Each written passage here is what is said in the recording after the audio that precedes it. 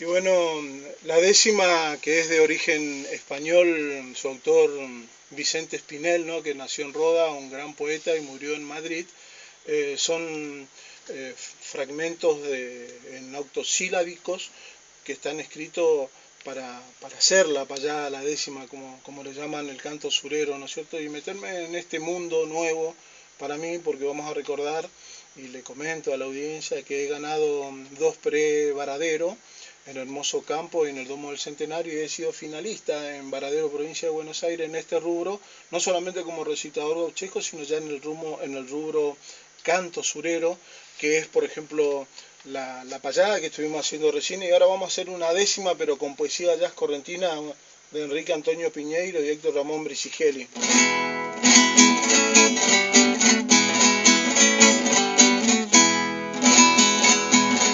El zapucay es el grito, el zapucay es el grito de la sangre de mi pueblo, que circula por las venas y se acumula en el pecho,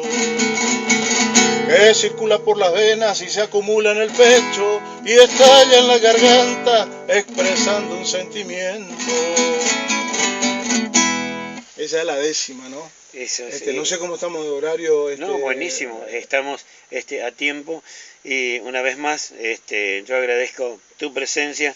y a nosotros, como yo siempre digo, dentro de una hora de programa, tú lo sabes mejor que nadie, que decía, estás prácticamente hace 20 años llevando adelante tu programa, y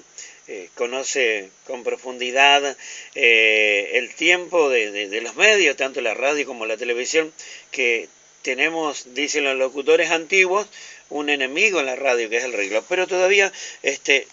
ahí tenemos prácticamente 6 minutos o menos, 5 minutos como para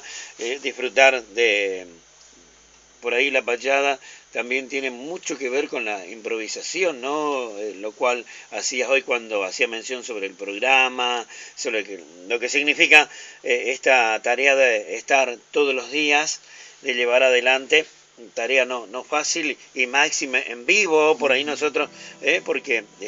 tiene que ver con esa gimnasia diaria en la práctica de llevar